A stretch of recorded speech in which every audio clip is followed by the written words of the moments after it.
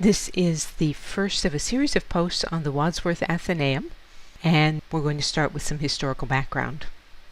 A few weeks ago, a friend told me, Hartford's a weird town with a truly great museum. A search on TripAdvisor turned up the Wadsworth Atheneum, which is the oldest continually operating public art museum in the United States. How did it get there?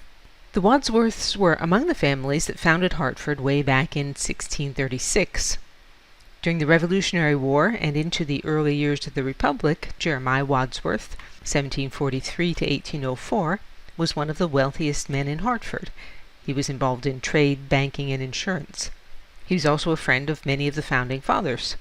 A plaque in front of the Atheneum notes that George Washington frequently visited the Wadsworth home, which became the site of the Atheneum. This is the marker outside the Atheneum.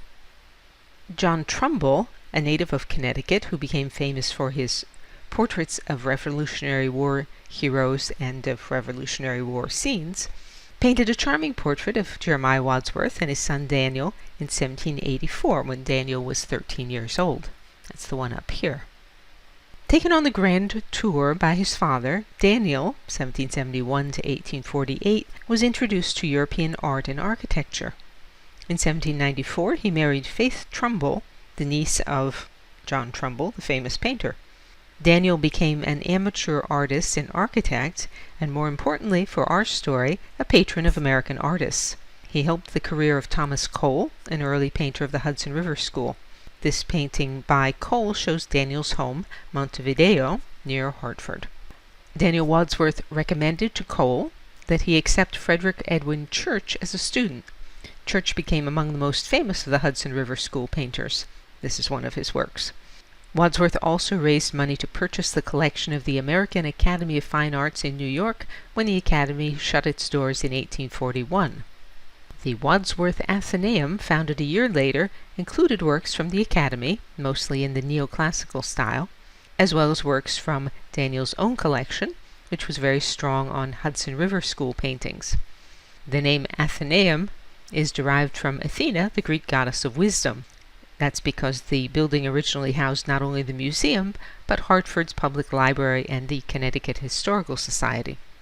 The museum's original home, still standing on Atheneum Square at Main Street in Hartford, is a castle-like structure designed by Alexander Jackson Davis and Ithiel Town.